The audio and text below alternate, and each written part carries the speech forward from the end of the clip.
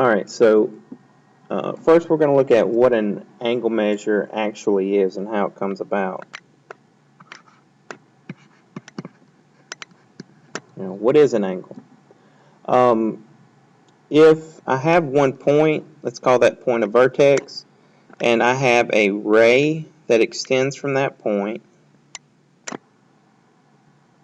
and another ray that extends from that point. Okay, the distance either between the two rays on the inside or the outside, that would be an angle measure. Okay, let's call this first ray that I've drawn, let's call that the initial side,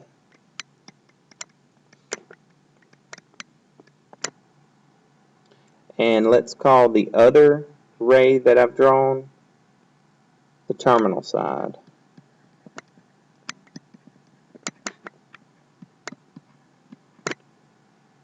Alright, then the distance between the two would be an angle measure.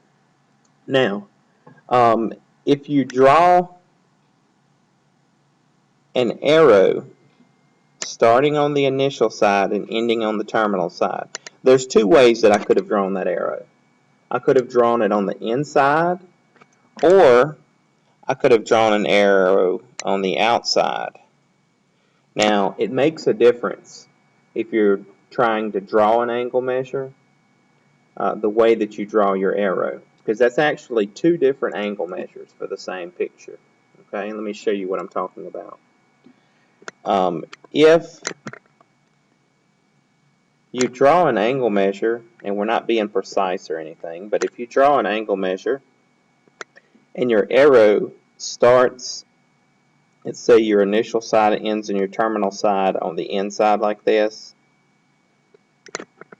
Now I'm drawing the arrow in a counterclockwise rotation.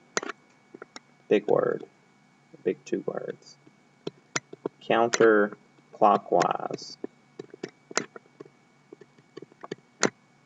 rotation.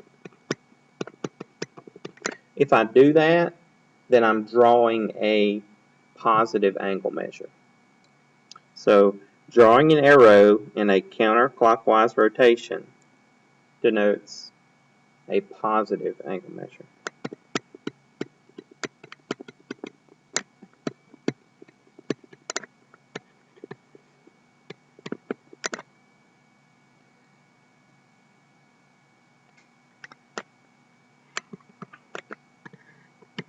So what do you think, what type of angle, or if it's related to this, if I draw the arrow in a clockwise rotation, the way that a clock moves the hands, it's clockwise.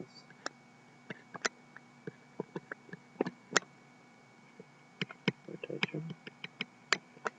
How do you, or what type of angle measure do you think that would denote?